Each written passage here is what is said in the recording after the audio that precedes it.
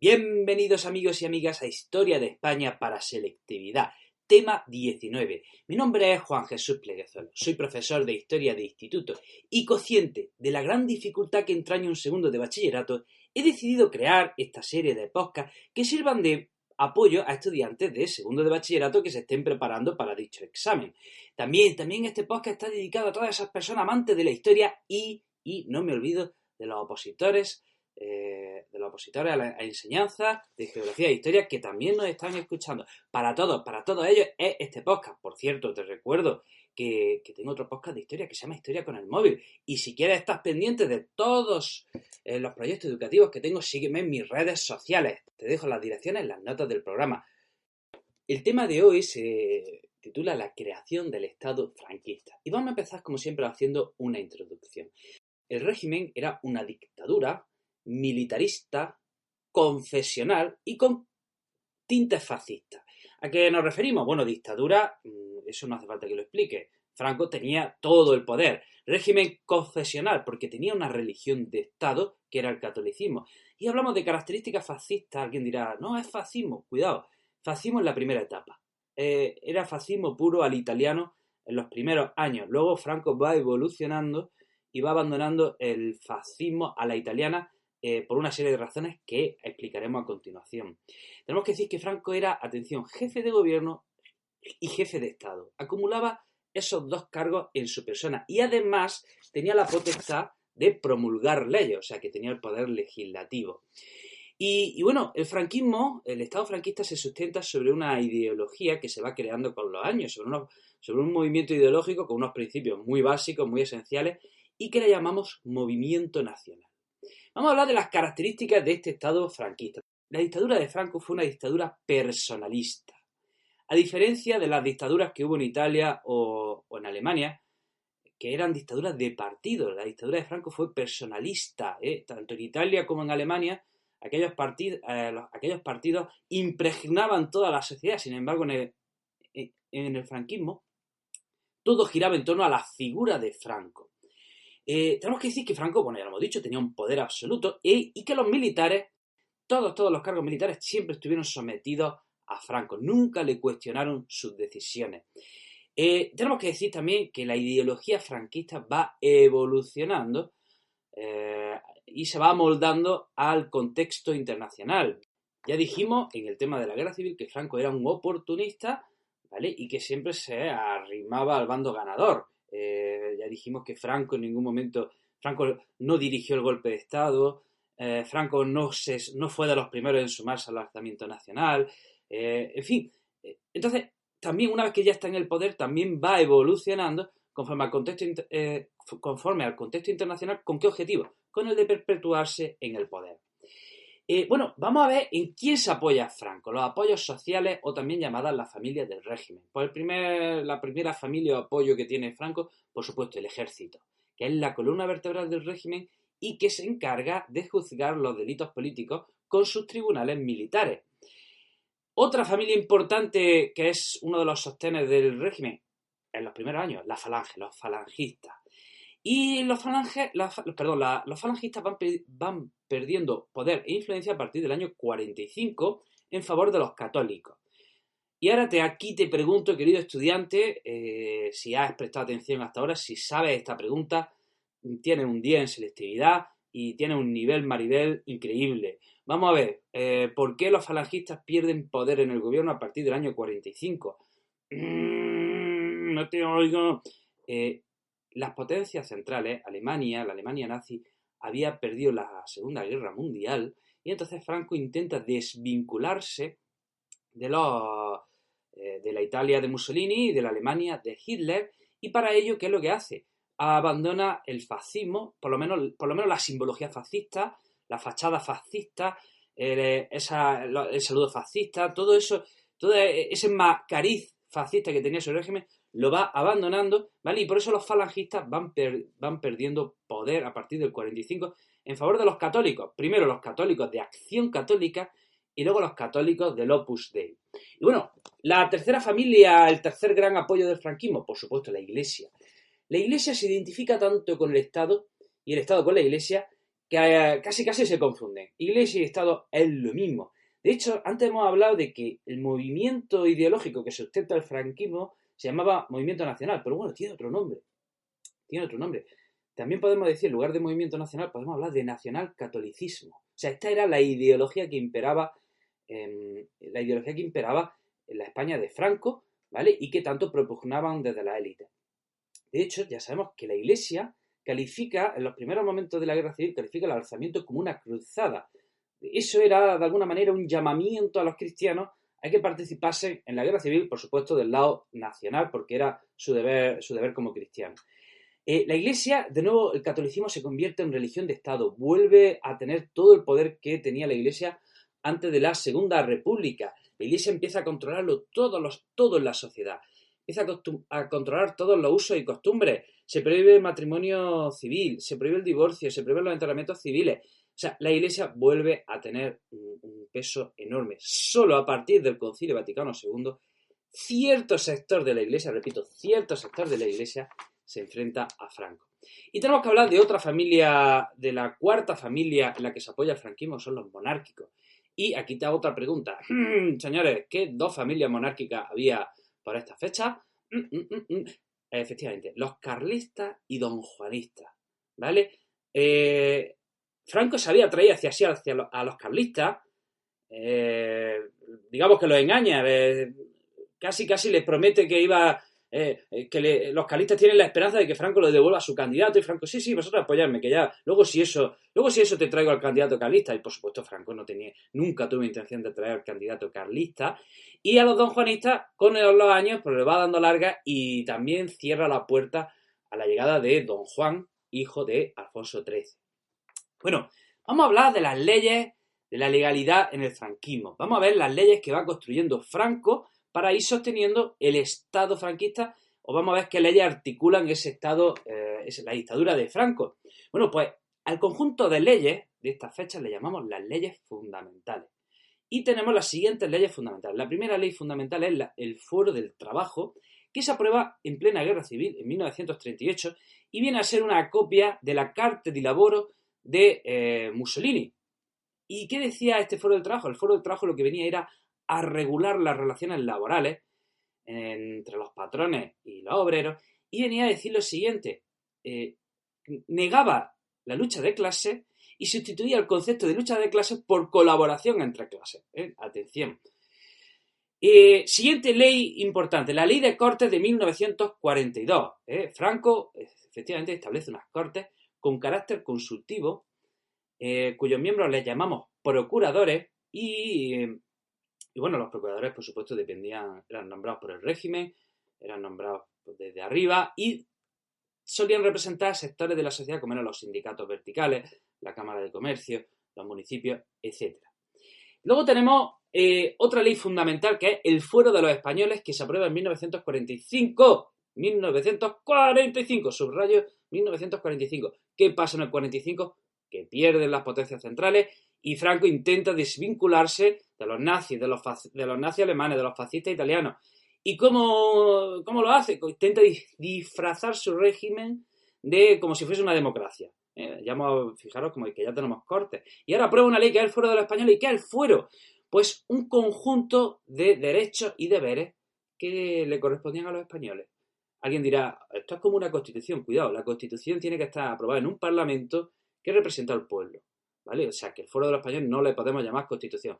Y entonces se recogían una serie de derechos y deberes que tenían los españoles, pero siempre, por supuesto, lo primero era la dictadura, lo primero era el régimen, lo primero era el poder, así que los derechos nunca podían contravenir al poder franquista. Luego tenemos que hablar la ley de referéndum nacional, otra vez, 1945. ¿Qué decía esta ley de referéndum nacional? Pues daba la posibilidad al gobierno, a Franco, de someter a referéndum distintos proyectos que a él se le ocurriese. De hecho, a lo largo del franquismo se convocaron dos referéndums, ¿vale? Entonces, de nuevo, ¿qué está intentando Franco? Desvincularse de las potencias centrales y darle cierto cariz democrático a su dictadura. Luego tenemos otra ley que se llama la Ley de Sucesión a la Jefatura del Estado. Y atención, que esto tiene miga. Esta Ley de Sucesión a la Jefatura del Estado proclama a España como reino. define a España como un reino, pero a la vez perpetúa a Franco en el poder. O sea, que España es un reino sin rey, ahí lo lleva. O sea, esa es la forma de gobierno en la que se constituye España. Y hay que decir que definitivamente se le cierra las puertas a don Juan. Don Juan en 1945 había publicado el manifiesto de Lausana y pedía una transición democrática. ¿Vale? Y ya por último tenemos que hablar la Ley Orgánica del Estado aprobada en el 67. ¿Qué es lo que se hace? ¿Qué es lo que permite esta Ley Orgánica del Estado aprobada en el 67? Que en el 69 se nombre sucesor a el príncipe Juan Carlos, ¿vale? Entonces, estas son las leyes fundamentales. Fuero del trabajo, que regula las relaciones laborales entre los trabajadores, la ley de cortes, que aprueba una ley, que establece unas cortes de procuradores, el Foro de los Españoles, que es un conjunto de leyes de derechos y deberes de los españoles, la ley de referéndum nacional, que da la posibilidad de aprobar referéndum por el pueblo, la ley de sucesión a la jefatura del Estado, que establece que España es un reino, y también tenemos que hablar de la Ley Orgánica del Estado del 67, que dará como consecuencia el nombramiento del príncipe Juan Carlos como sucesor en la jefatura del Estado. Bueno, vamos a hablar ahora de la política. Vamos a hablar de la política. Y vamos a decir, bueno, algunas ideas ya las hemos dicho. En principio, en el año 39 se establece el primer gobierno de Franco. Y en este primer gobierno tenía una gran influencia Serrano Suñer, que es quien trae, digamos, el fascismo italiano, que es quien, a través de Serrano Suñer, el fascismo italiano tiene una gran influencia en el franquismo. ¿Quiénes eran los fascistas en España? Los falangistas, ¿vale? Falange Española, fundada por José Antonio Primo de Rivera, era un partido de inspiración fascista italiana. Y entonces en España los fascistas eran los falangistas, ¿vale? O sea, que en los primeros años el primer gobierno del franquismo sigue el modelo fascista italiano. Se intenta en la primera década encuadrar a la sociedad en sectores, encuadrar a la sociedad en organizaciones de partidos. Por ejemplo, los universitarios tenían que estar en el Sindicato Español Universitario. Los jóvenes tenían que integrarse en el Frente de Juventudes. Las mujeres tenían que estar en la sección femenina. Los trabajadores tenían que estar en el sindicato vertical. O sea, se intenta, repito, organizar a la sociedad en organizaciones de partido. Hay que decir que, bueno, en los primeros años, ya hemos dicho que Franco era un veleta, ¿vale? Que va allá, hace lo que sea por estar en el poder. Y en los primeros años de la Segunda Guerra Mundial, Hitler campa a su ancha. Hitler está arrasando en Europa en los primeros años. Entonces, pues, Franco, bueno, digamos que se arrima el ascua a la sardina de Hitler. Y tanto es la afinidad entre el régimen franquista y el régimen nazi que hay una entrevista en Hendaya entre Franco y Hitler para contemplar la posibilidad de que Franco participe en la Segunda Guerra Mundial. Franco establece unas condiciones a Hitler que Hitler no puede cumplir o no quiere cumplir, y al final la participación de España en la Segunda Guerra Mundial queda en suspenso. Eso sí, atención. Para que Hitler no se enfade mucho, Franco dice, venga, va, voy a participar en la Segunda Guerra Mundial, pero un poco de manera tangencial e indirecta. Y envía un cuerpo de voluntarios bajo la bandera de la División Azul, que era el color de los nacionales, a Rusia a luchar contra los comunistas. Entonces, ojo, la División Azul, primero, al menos es lo que decía el régimen, era un cuerpo de voluntarios y, atención, no va bajo la bandera española. No va bajo la bandera española, va bajo la bandera de la División Azul. Y va a luchar contra los comunistas.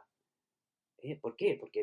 ¿Por qué señalo esto? Porque luego, cuando termine la guerra, Franco dirá, no, aquella División Azul era un cuerpo de voluntarios, no luchaba bajo bandera española, fueron porque quisieron, yo no tengo nada que ver, ¿vale? Entonces, cuando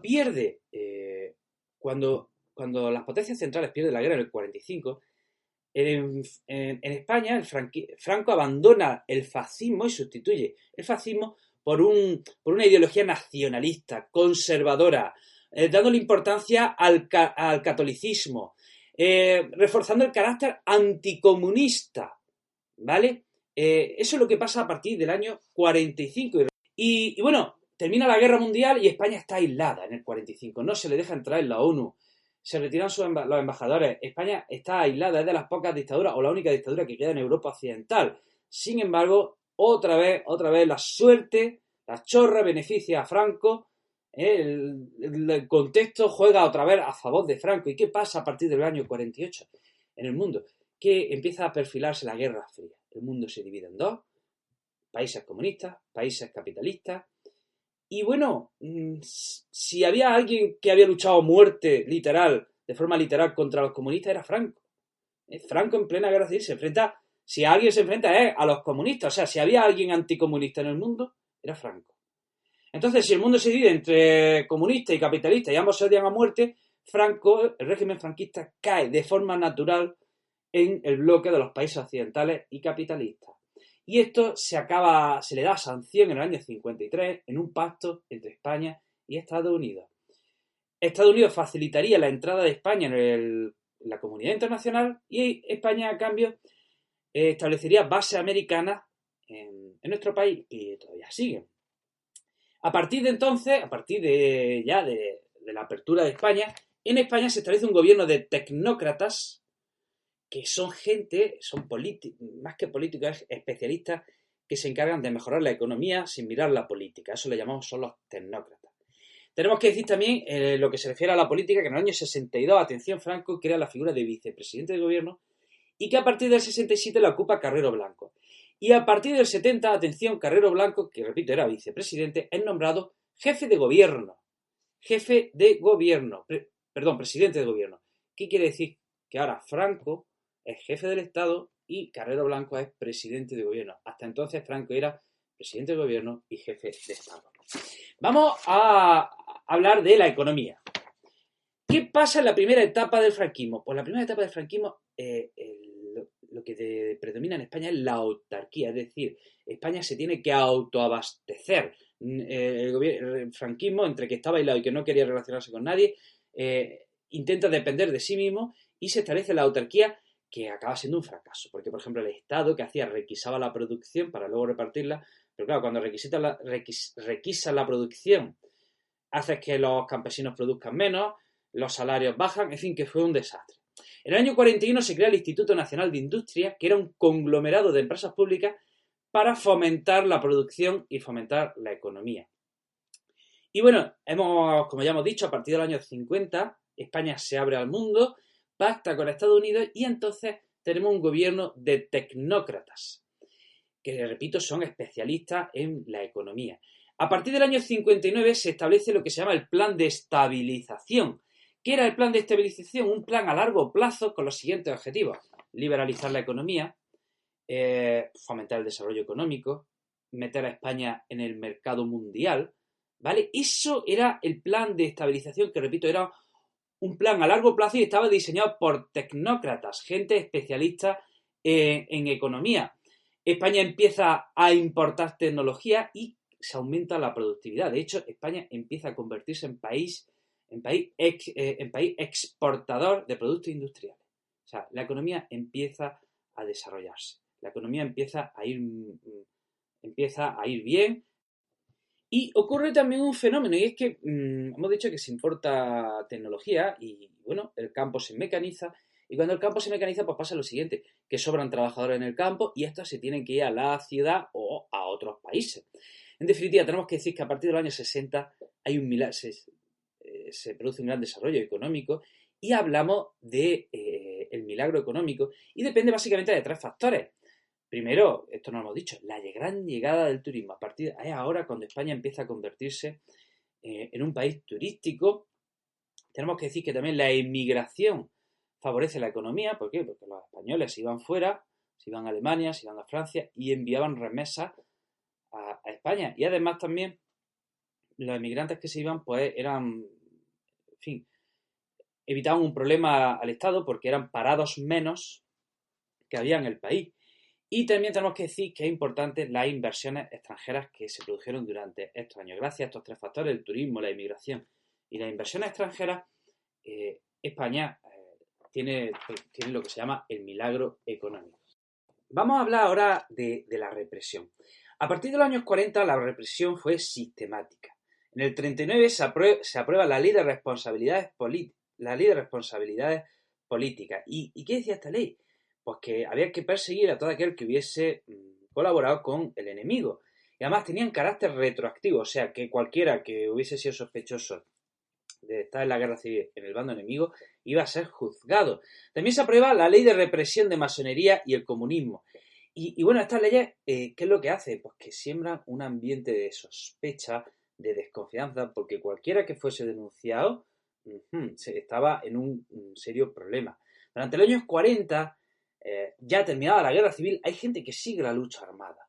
Hay gente que sigue luchando contra el franquismo con las armas. Y hay una guerrilla que se refugia en los montes, que son los maquis, y hasta el año 47 estas partidas de guerrilleros siguen combatiendo el franquismo.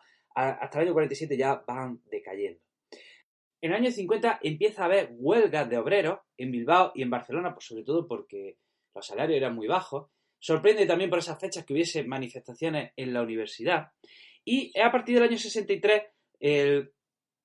se suprimen los tribunales militares y se sustituye por el Tribunal de Orden Público, que lo que hacía era juzgar todo tipo de delitos, desde el terrorismo a la huelga, al reparto de hostillas, etc.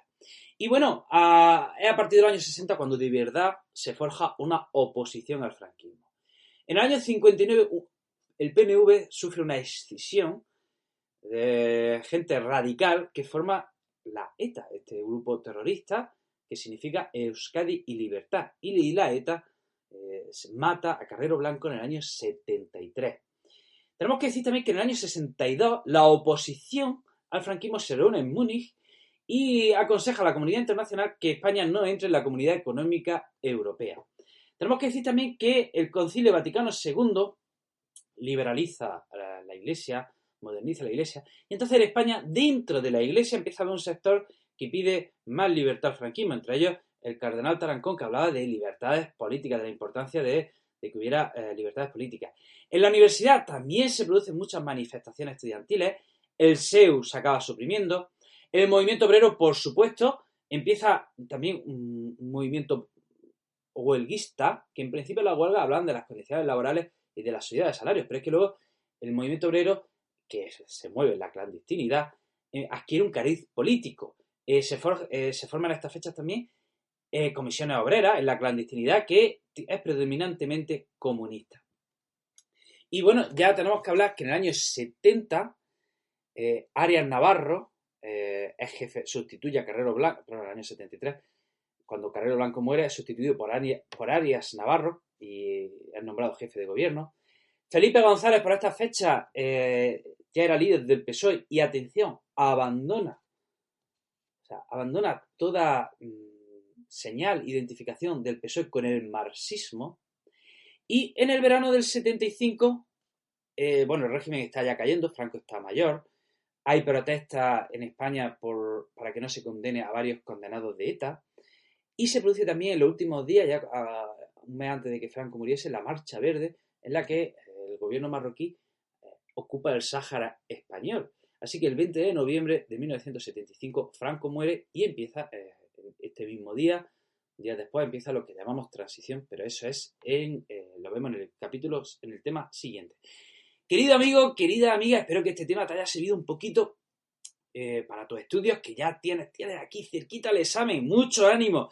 Te mando un fuerte abrazo y te espero en el próximo programa.